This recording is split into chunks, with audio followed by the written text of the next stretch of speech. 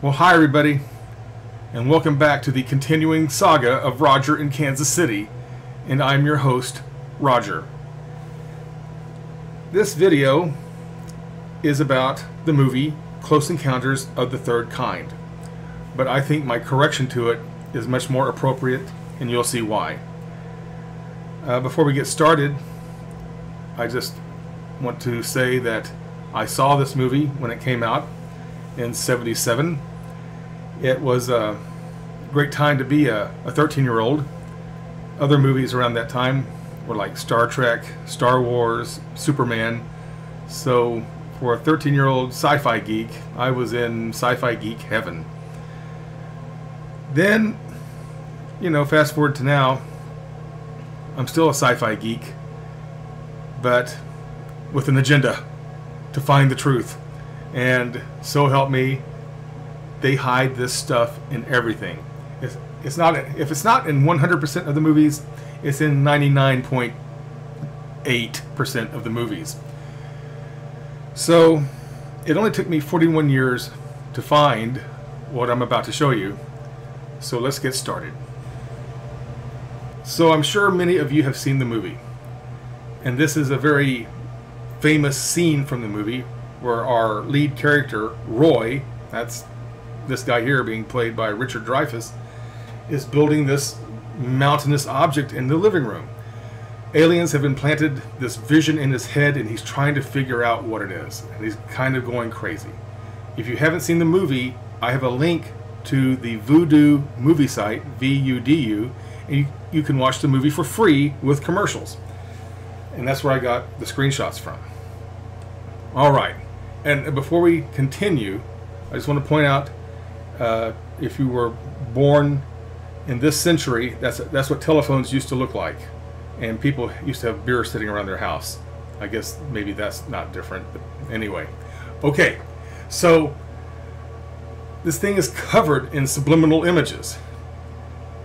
I found roughly 85. We're not going to look at all 85. We're just going to look at a few, but you'll get the idea. And this is not the only scene in the movie where the subliminal images are. It's rife. It's throughout the movie, but it's like most movies, especially sci-fi movies and television series. You could do a whole channel, YouTube channel, on this subject. No kidding.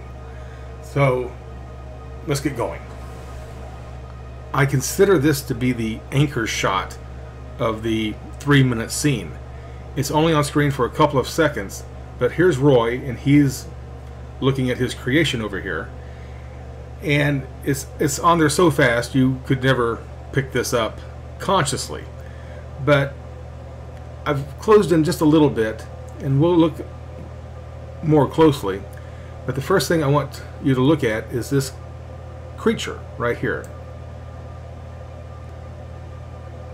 He looks like an insect standing up, almost like a praying mantis arms, and it looks like he's holding a staff right here. There's a belief out there that there is an intelligent race of beings that are called insectoids. Is this an insectoid? Does he represent insectoids? Why would Roy be building this thing and put a giant grasshopper standing up holding a staff while he's working on this? He could be ADHD, and they didn't have medication back then like they do now.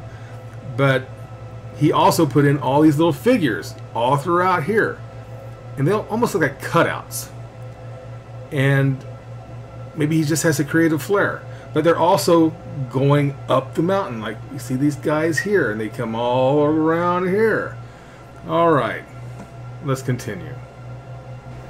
Here's a close-up of Mr. Insectoid. You can see his antennas. There's his eye. There's his nose, face, whatever it is. He has an arm here.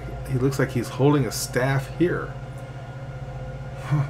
Let's continue. So backing out, here's Mr. Insectoid. We're going to just take a random look around now. Here we have some characters throughout here. Now, I know they're kind of blurry, but that's because it's really close up and they were never meant to be seen. Here's a guy here. Here, this is very interesting. You see this guy with a bump on his head with the red eyes, and he's drawing something on the wall here.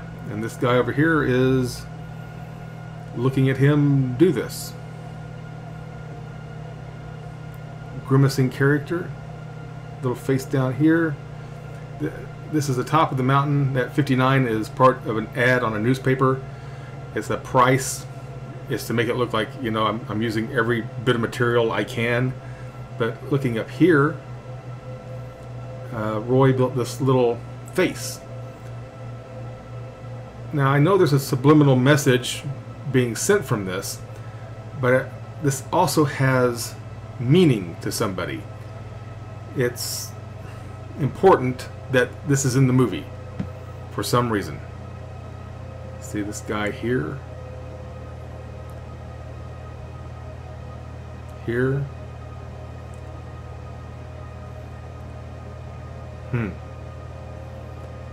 It's kind of a evil profile right there. Look at that guy. This symbol, it's almost a Star of David, and believe me, I'm not going on a religious thing at all. But it's not a Star of David. I have seen this many, many times, but I've yet to see a clear version of this symbol. But that's extremely important. That's a good shot. There's this guy here. Figures throughout here. Okay, now this is wonderful. I would not have seen this had it not been for the facial recognition on my camera. But there are subliminals on the beer can. And I'm not going to go to a lot of trouble to try to clear it up, but this stuff is not naturally on a Budweiser can. I can tell you that from experience. A little bit closer. That's a little profile face. See the little faces through here? Mainly down here. Guy sitting here, talking to this guy over here. See his face right here? Okay, this is interesting because I took a long look at that. Is that the Pope? Is that like Pope John Paul II? I'm not sure. I'm not sure if he was even Pope at the time, but he looks rather popish. Again, more characters. I use this description often. I say stylized. It's not true to life, but you see these stylized faces. Same shot, a little bit lighter and close up. What's going on there? Okay, this is a shot from the television. While he's building this, they're showing this disaster happening around Devil's Tower. So here's a shot of Devil's Tower. Let's go close up. But you can see that there are images inset within the picture on the screen. And this was done purposely. I don't think this is a reflection. I think this is part of the video on the screen itself, or the television broadcast made for movie purposes. Okay, we're going to leave off with this. There's Roy kind of contemplating things in his really dirty shirt, and it's got, like, I don't know, plaster on it, all this stuff. Let's take a closer look. There are images within the paint or plaster on this shirt. I'm only going to show you two, but we have this one here. We can see a face right here. Well, there's another little couple faces here and here.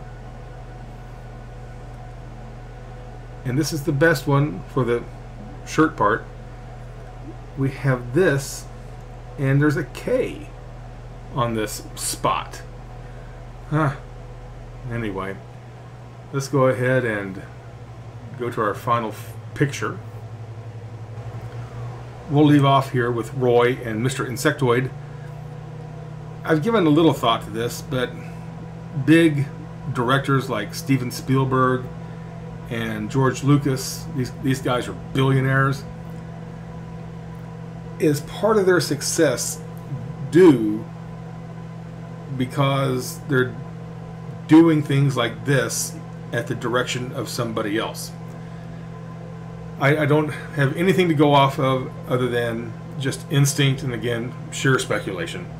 But also, people who star in these movies, like Roy here, they also kind of shoot up to great stardom as well, and riches. Is there a nefarious reason for this? Well, because it's hidden, I would say yes. That's just my opinion. I don't see anything wonderfully good about doing something like this. I can tell you this, they've been doing it as far back as I can see in movies, back to the 1930s, and in TV commercials and TV shows. Well, there you are. That's it. I hope you enjoyed the video. It does help if you like the video because it puts it out there, keeps it there longer. Thank you for watching. I am Roger in Kansas City, and I definitely have plans to be talking to you again here soon. Bye-bye.